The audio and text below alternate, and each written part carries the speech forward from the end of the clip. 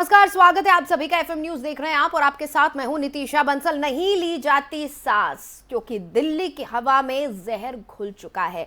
और हालांकि ये कोई नई बात नहीं है, हर बार ये होता है, हर साल ये होता है और हर बार हम चर्चा करते हैं, बातचीत करते हैं कि आखिर दिल्ली की ये जो जहरीली हवा है इसका क्या किया जाए। देखिए, अलग अलग तस्वीरें हम आपको दिखा रहे हैं किस तरह से दिल्ली में जो मंजर है वो खौफनाक होता जा रहा है। एक बार फिर पूरी की पूरी दिल्ली स्मॉग की चादर में ढकी हुई नजर आई है। एक तरफ पराली के जलाने के चलते प्रदूषण बढ़ता चला जा रहा है और इसको एक बड़ी वजह माना जा रहा है कि पंजाब और हरियाणा में जिस तरह से किसान पराली जला रहे हैं उस वजह से दिल्ली में प्रदूषण का स्तर बढ़ता चला जा रहा है।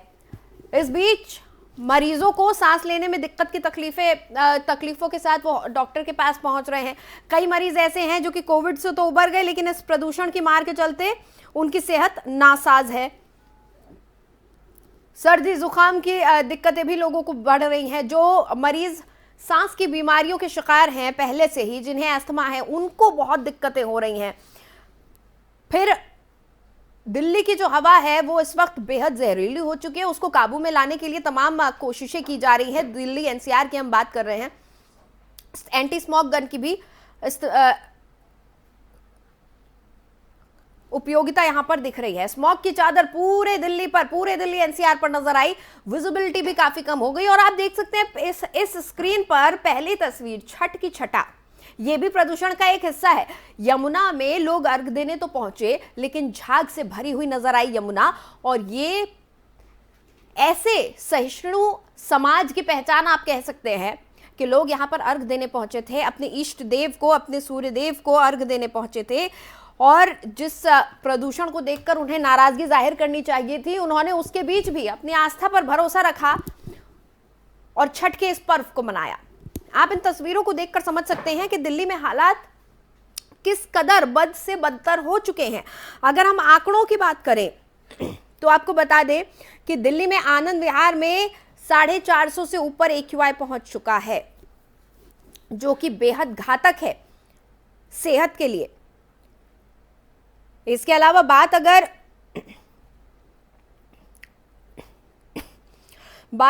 नोएडा की करें, गुड़गांव की करें तो यहां पर भी कुछ हालात कोई बेहतर नहीं है। गुरुग्राम में 400 पहुंचने ही वाला है AQI, 398 AQI दर्ज किया गया है। वहीं लोनी की, गाजियाबाद की बात करें तो 355 यहां का AQI है। नोएडा सेक्टर 62 में 397 AQI है। आनंद विहार में, जैसा मैंने आपको बताया, 399 AQI है आनंद विहार दिल्ली में। यहां सबसे ज्यादा प्रदूषण का कहर देखने को मिल रहा है और आज इसी पर हम चर्चा करने वाले हैं कि आखिर इस कदर प्रदूषण में कैसे लोग जी सकेंगे। कुछ सवाल एफएम न्यूज के हैं जिनके इर्द गिर्द आज की ये चर्चा घूमने वाली है। कौन घोल रहा है दिल्ली की हवा में जहर? आखिर क्यों दिल्ली की हवा और कैसे इतनी प्रदूषित हो रही है? कौन है इसके लिए जिम्मेदार? कब तक पराली और त्योहारों पर हम दोष मढ़ेंगे? लगातार ये कहा जा रहा है कि दीपावली का त्योहार बीता है इसलिए प्रदूषण हो रहा है, किसान पराली जला रहे हैं इसलिए प्रदूषण हो रहा है। क्या दिल्ली की दूषित हवा पर चर्चा महज एक रिवाज बन गया है कि हर साल हम बैठकर इस पर चर्चा करते हैं, सुधार कुछ नहीं होता? कोरोना के बाद प्रदूषण की मार झेल पाएगी दिल्ली? कितना झेल पाएगी? क्योंकि लोगों के सेहत पहले से ही नासाज है। कोरोना के काफी सारे सर्वाइवर्स हैं जो अब तक कोरोना के बाद के जो आफ्टर इफेक्ट्स उसके हैं उनको झेल रहे हैं, वो अभी पूरी तरह से उभरे नहीं है। कई सारी स्वास्थ्य संबंधी दिक्कतें उनको हो गई हैं और ऐसे में प्रदूषण की इतनी गहरी मार, आखिर क्या होगा दिल्ली वालों का? छोटे छोटे बच्चे हैं, बुजुर्ग वर्ग है, ये लोग कैसे इस प्रदूषण को झेल पाएंगे?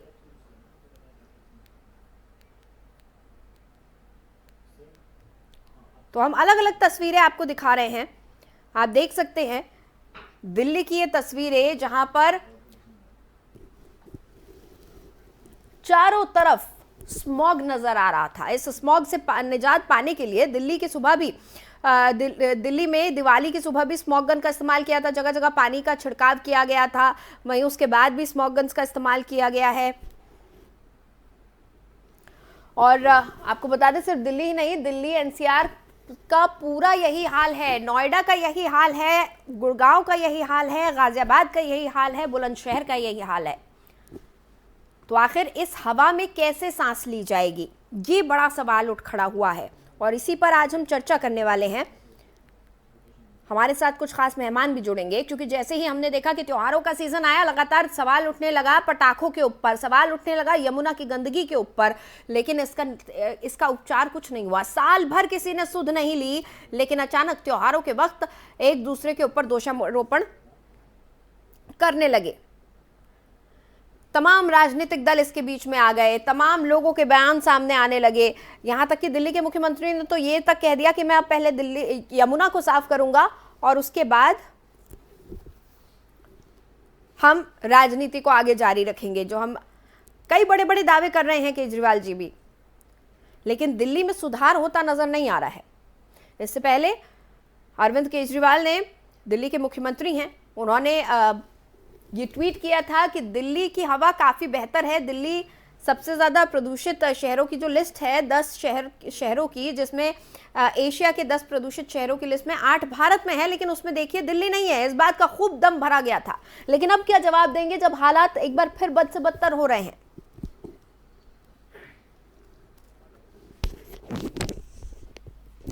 और आखिर कब तक इस तरह से पराली और त्योहारों की आड़ में राजनीति होती रहेगी।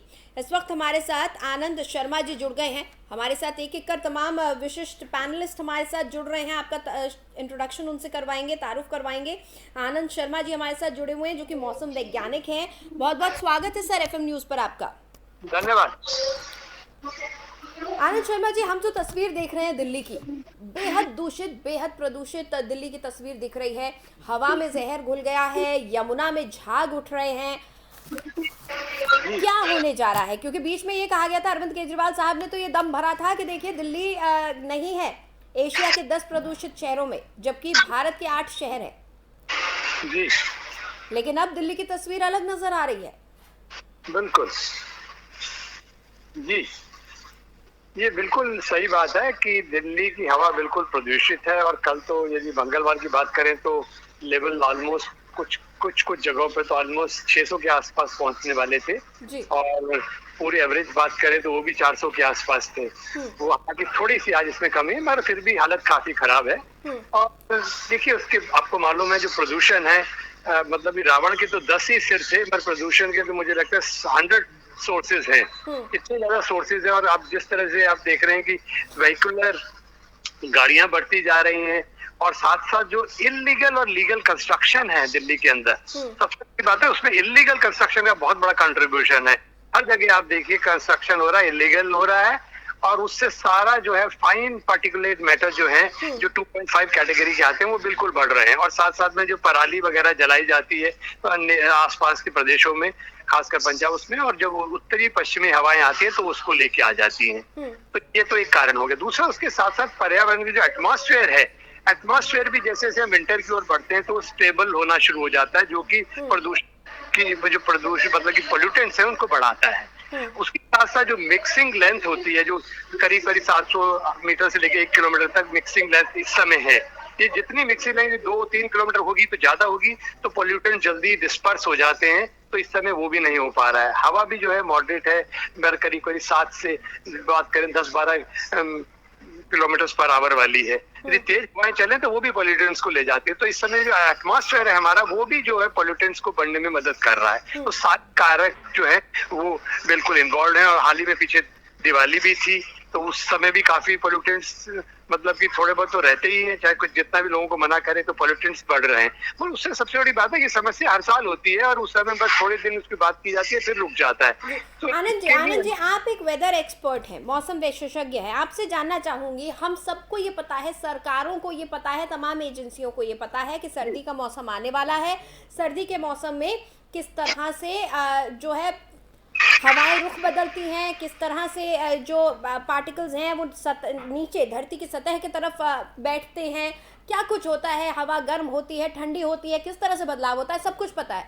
तो क्या समय रहते कदम नहीं उठाए जा सकते? क्या ये इतना मुश्किल है सरकारों के लिए? नहीं, where there is a will there is a way। जी। यदि आपके पास यदि इच्छा शक्ति है तो सब कुछ किया जा सकता है, टाइम एक्शन लिया जाता है। यदि इच्छा शक्ति की कमी है तो फिर कुछ नहीं किया जा सकता। तो मुझे लग रहा है रास्ता तो है, सब कुछ किया जा सकता है, मगर टाइमली एक्शन शायद नहीं लिए गए हैं। और ये हर साल ऐसा ही होता है, ढीला ढिलाई होती है, थोड़ी बातें की जाती है, फिर बोला जाता है हमने ये लगा दिया, मतलब इससे उससे कुछ होने वाला है। इसके लिए स्थायी हमें वो खोजना पड़ेगा। एटमॉस्फेयर तो एक कारक है ही, मगर उसके साथ साथ जब तक लोगों को नहीं समझाना पड़ेगा कि अननेसेसरी लॉन्ग ड्राइव पे जा रहे हैं, अननेसेसरी गाड़ियां घूम रही हैं, भाई आप पूल करिए और कम से कम रहिए, अंदर ही रहिए और घर में फजूल में सड़कों पे मत घूमिए।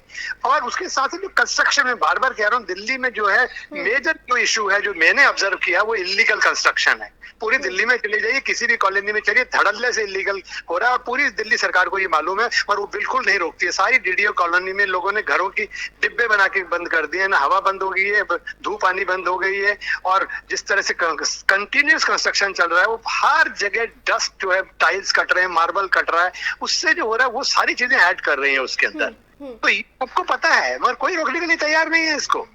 सर, पिछले साल जब लगातार 2 साल से कोरोना जोर पकड़े हुए था, तो उस दौरान कई कदम उठाए गए थे, कंस्ट्रक्शन पर रोक लगा दी गई थी और इवन जैसी तमाम चीज़ें पहले करी गई हैं। क्या ये सब कुछ किसी हद तक कारगर है, या क्या और मेजर ले सकती है सरकार?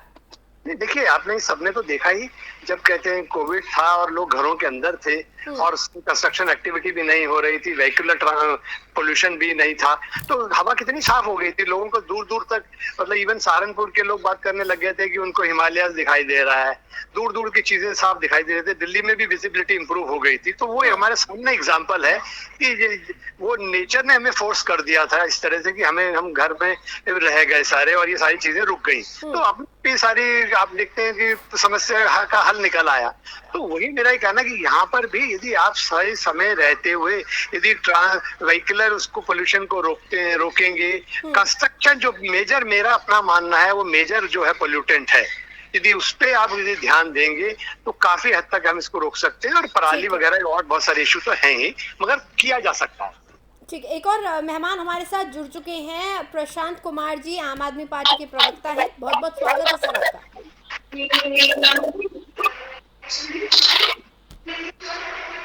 प्रशांत जी, मेरी आवाज आ रही है आपको? जी, मैं आपकी आवाज सुन पा रहा हूँ। प्रशांत जी, जो तस्वीर हम एक बार फिर देख रहे हैं दिल्ली की, स्मोक की चादर नजर आ रही है, चारों तरफ धुंध नजर आ रही है, प्रदूषण का स्तर बढ़ता चला जा रहा है। आनंद विहार में तो आप समझिए कि 500 के पार पहुंच रहा है, और नोएडा, गुड़गांव, तमाम आसपास के अगर इलाकों की बात करें तो सभी जगह 400 के करीब पहुंच रहा है। लेकिन दिल्ली में हालात सुधरते हुए नहीं दिख रहे हैं। क्या आप इसकी वजह क्या मान रहे हैं? देखिए, इसकी कई सारी वजह हैं। जैसा कि अभी हमारे एक भाई साहब बोल रहे थे कि कंस्ट्रक्शन एक बहुत बड़ा मेजर कंट्रीब्यूशन है, जिसकी वजह से दिल्ली की जो AQI है वो एक हद तक खराब हुई है। मैं आपको बता दूं, कल ही दिल्ली के हमारे पर्यावरण मंत्री श्री गोपाल राय जी जब साइट पर पहुंचे चेक करने, तो 2 साइट पे वो देखते हैं तो एक जगह तो L&T का कंस्ट्रक्शन चल रहा था और जहां पर के कोई एंटी स्मोक गन नहीं थे, और जो मटेरियल जो जिसकी वजह से पोल्यूशन होता है वो सारा ओपनली पड़ा हुआ था। और ताज्जुब की बात ये हुई कि ये सारा काम वो L&T कर रही थी बीजेपी का ऑफिस बनाने के लिए। तो आप समझिए, दूसरे पे दोषारोपण करना जरूरी है क्या?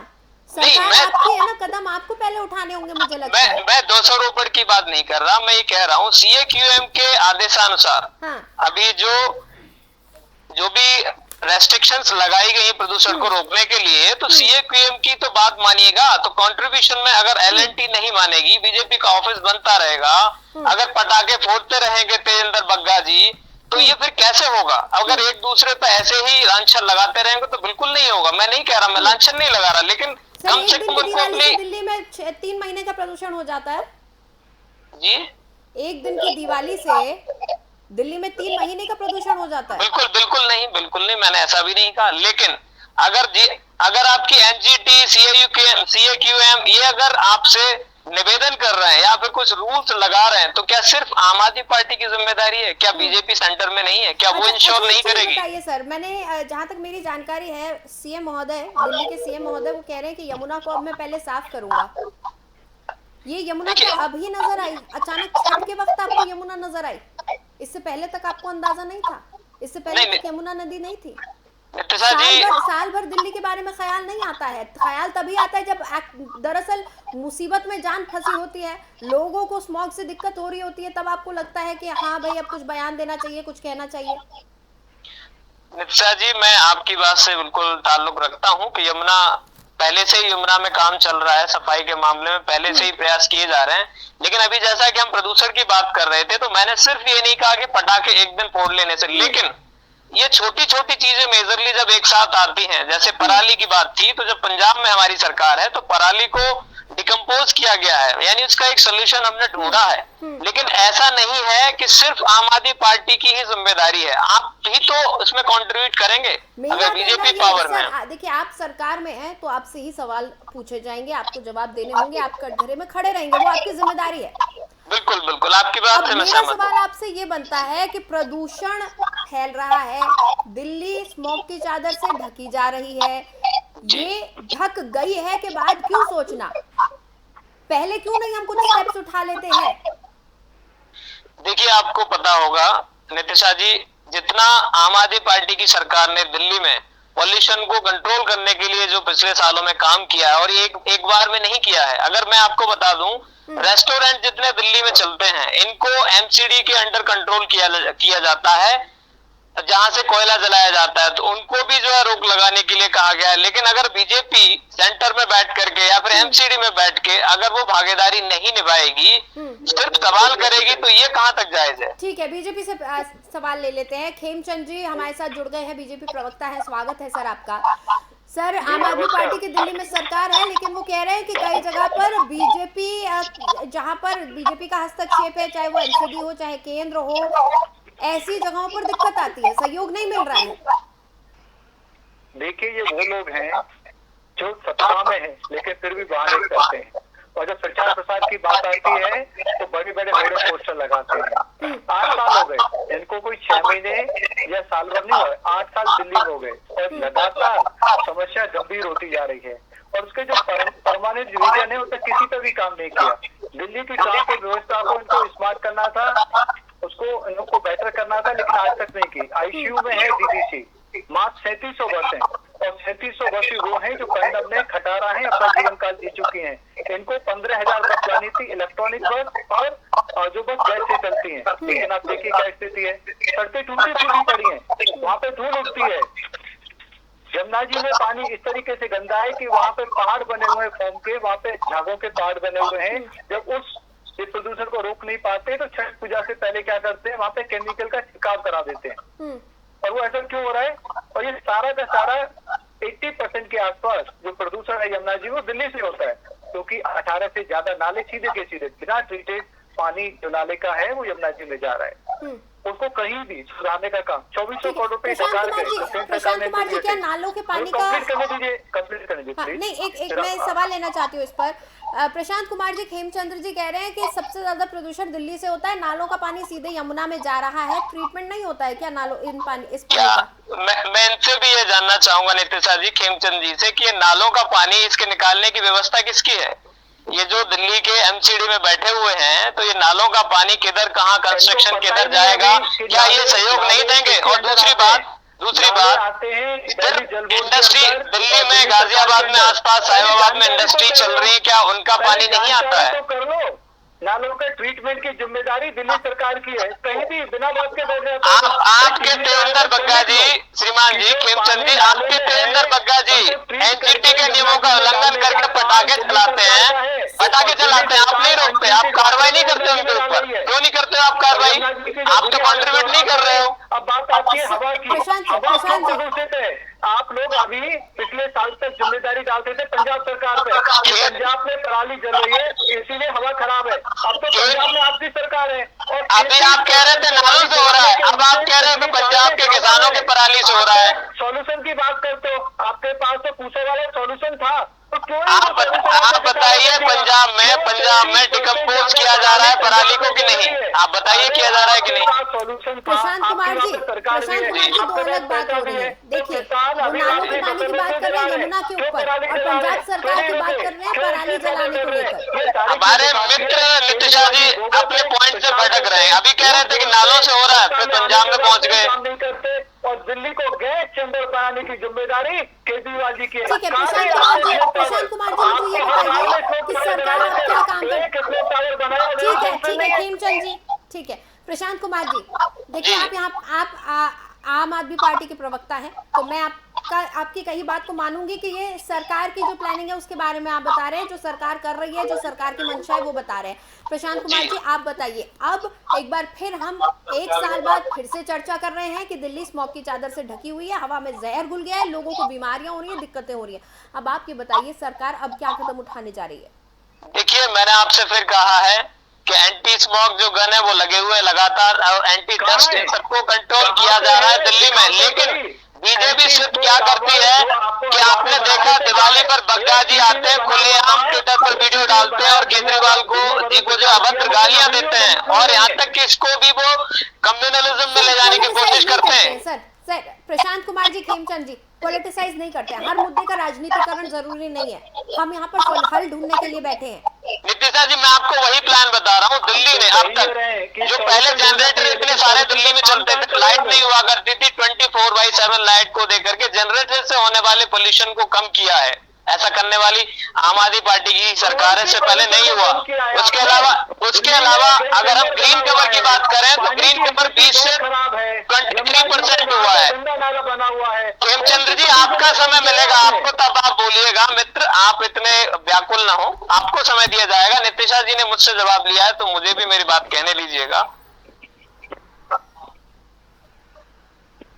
मेरा कहना का मतलब यह है कि आम आदमी पार्टी की दिल्ली में सरकार है, उसके अलावा एमसीडी और केंद्र में बैठे हुई भाजपा क्या सिर्फ सवाल करेगी या सहयोग भी करेगी?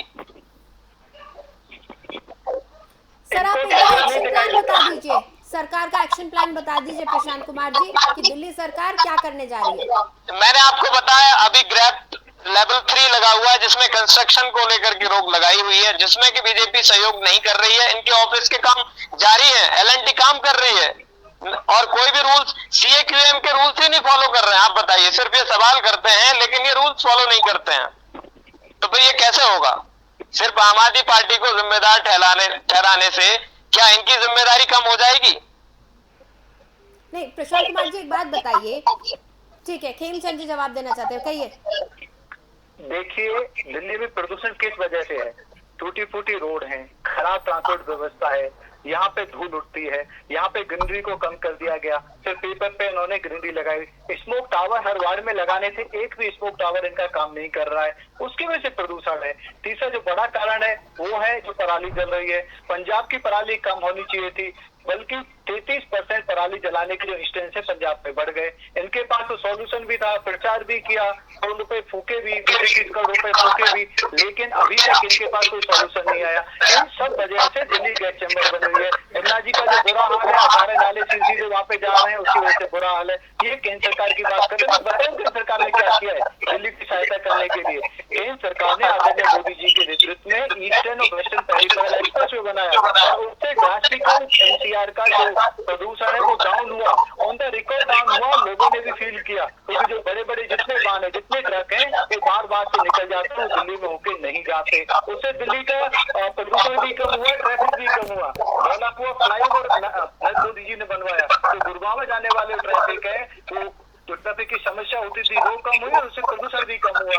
अंडरपास, आईटीओ पे जो अंडरपास है उसकी वजह से जो ट्रैफिक जमा होता था, प्रदूषण जो बढ़ता था, उसको कम करने के लिए केंद्र सरकार ने अंडरपास बनाया और हम सभी जानते हैं कि उससे कितना लाभ हो रहा है।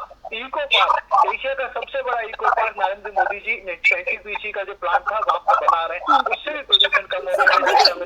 मसला वहीं पर आ रहा है, मसला वहीं आ रहा है, सरकार कोई भी काम नहीं कर रही है, जस का तस बना हुआ है, प्रचार कर रही है, अभी बोल रही है। मैं नीतीशा जी मैं इनसे कुछ पूछ लूं, इन भाजपा सरकार, केंद्र में बैठी भाजपा सरकार अभी क्या कर रही है जिससे प्रदूषण कम हो रहा है? आपने जो ट्रैफिक नियम्स की बात कह दी, गडकरी जी ने अपने काम कर दिए, क्या इससे प्रदूषण कम हो गया? और दिल्ली सरकार एक दूसरे की तरफ गेंद फेंकती रहेगी, पिंग पोंग का गेम नहीं चल रहा है ना सर यहाँ? नहीं प्रशांत जी खेमचंद जी, देखिए पिंग पोंग का गेम नहीं चल रहा है यहाँ पर कि आपने गेंद केंद्र सरकार की तरफ फेंकी, केंद्र सरकार ने दिल्ली सरकार की तरफ फेंक दी।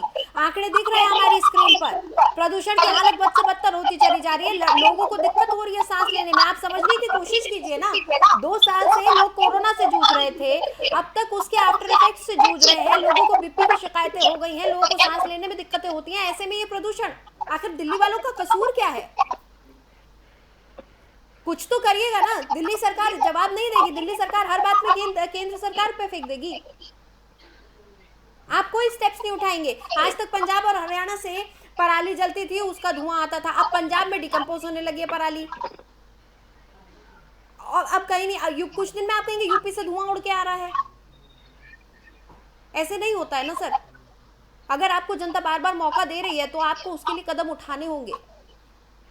आनंद शर्मा जी हमारे साथ जुड़े हुए हैं, मौसम वैज्ञानिक हैं, वो समझा सकते हैं कि क्या स्टेप्स उठाए जा सकते हैं।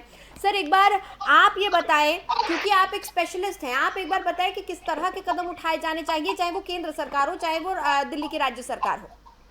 देखिए, पहले तो नीति होनी चाहिए, राजनीति नहीं होनी चाहिए इस इशू पे, और राजनीति होगी तो फिर कोई सोल्यूशन नहीं निकलेगा। एक दूसरी बात, जैसा मैंने पहली बात कहा है कि इलीगल कंस्ट्रक्शन एक मेजर कंट्रीब्यूटर है दिल्ली के अंदर, उसके साथ साथ व्हीकुलर पोल्यूशन है, और साथ साथ जो आपका पराली, ये सारे फैक्टर्स कंट्रीब्यूट करते हैं। मगर ये फैक्टर्स भी जब ज्यादा, मतलब कि ज्यादा इनका कंट्रीब्यूशन हो जाता है जब एटमॉस्फेयर भी स्टेबल हो, तो इसमें नेचर का कंट्रीब्यूशन भी है जिसमें हमारा कोई रोक नहीं है। एटमॉस्फेयर कब स्टेबल होता है, कब अनस्टेबल होता है। अनस्टेबल होता है तो पोल्यूटेंट डिस्पर्स हो जाते हैं, और जब स्टेबल हो जाता है एटमॉस्फेयर तो पोल्यूटेंट इकट्ठे हो जाते हैं। तो हमारा सिर्फ ये है कि हम प्रदूषण को कम करें, चाहे वो जिस लेवल से हो रहा है, जहां से हो रहा है, उसमें सरकारों को मन लगा के काम करना पड़ेगा। सिर्फ आप कह दें कि हमने एक थोड़ी सी एक एंटी फॉगिंग मशीन लगा दी है, उससे कोई रिजल्ट नहीं निकलने वाला है। इसके लिए हमें मतलब कि कड़े प्रयास करने होंगे, स्ट्रिक्ट एक्शंस लेने होंगे। जब तक आप इलीगल कंस्ट्रक्शन नहीं रोकोगे, आप गाड़ियां जो पोल्यूशन फैला रही हैं उनके ऊपर कड़े कदम नहीं उठाएंगे, जब तक कुछ नहीं होने वाला है। और इसके लिए मुझे लग रहा है कि कोई मतलब कठोर कदम नहीं उठाए जा रहे। ठीक है, तो प्रशांत कुमार जी, अब देखिए, आनंद शर्मा जी एक मौसम वैज्ञानिक है, एक्सपर्ट हैं, स्पेशलिस्ट है, वो कोई राजनीति की बात नहीं करते हैं, लेकिन जो पॉइंट्स उन्होंने गिनाए हैं, जो उन्होंने दिक्कतें गिनाई हैं, वो सारी दिक्कतें दिल्ली की राज्य सरकार के अंतर्गत आती हैं कि आपको संभालना होगा, आपको देखना होगा। ऐसा ना हो कि हर साल की तरह इस साल भी ये चर्चा एक रिवाज बन के, एक रिवायत बनकर रह जाए, और अगले साल का फिर से इंतजार किया जाए कि सर्दियों का मौसम शुरू होगा, दिवाली का, त्योहारों का मौसम आएगा, और हम फिर से बैठकर स्मॉग के ऊपर और यमुना के ऊपर चर्चा करेंगे। ये सिर्फ एक रिवाज बनकर नहीं रह जाना चाहिए। और ये मेरा आपसे वादा है, अगर केंद्र सरकार आपका साथ नहीं देगी तो एक बार फिर हम यहाँ बैठेंगे और हम केंद्र सरकार से भी सवाल करेंगे। लेकिन आज जो दिक्कत है उस पर दिल्ली की राज्य सरकार को कदम उठाने होंगे, जवाब देने होंगे, क्योंकि जनता परेशान है। जनता ने आपको 2 बार मौका दिया है, उसके बाद आप पंजाब में पहुंच गए हैं, अब गुजरात में भी आप हाथ आजमा रहे हैं, तो आप पर जिम्मेदारी बड़ी है। बहरहाल समय हमें इतनी की ही इजाजत देता है। बहुत बहुत धन्यवाद आनंद शर्मा जी, प्रशांत कुमार जी और खेमचंद्र जी, आप तीनों हमारे साथ जुड़े। धन्यवाद। धन्यवाद जी। तो दिल्ली में घुलते जहर की तमाम तस्वीरें आपको हम दिखा रहे हैं, किस तरह से हवा जहरीली होती जा रही है, लोगों को सांस संबंधी दिक्कतें आना शुरू हो गई हैं। एक तरफ छठ का पर्व जो था वो हमने देखा किस तरह से गंदी यमुना के अंदर, प्रदूषित यमुना के अंदर लोगों ने फिर भी अर्घ देकर अपने त्योहार को मनाया। वहीं दूसरी तरफ एक बार फिर स्मॉग की चादर से पूरा दिल्ली एनसीआर घिरता चला जा रहा है। ऐसे में जवाबदेही सरकार की जरूर बन जाती है। वो तमाम नुमाइंदे जिनको जनता ने कुर्सी तक पहुंचाया है, सत्ता तक पहुंचाया है, उनको जवाब देना होगा, कदम उठाना होगा, क्योंकि यही उनका काम है, ये उनकी जिम्मेदारी है। सिर्फ कुर्सी संभालना नहीं, पद संभालना नहीं, बल्कि जनता के लिए काम करना। बहरहाल हमारी इस खास पेशकश में फिलहाल इतना ही। देश और दुनिया की खबरों के लिए आप बने रहिए FM न्यूज के साथ।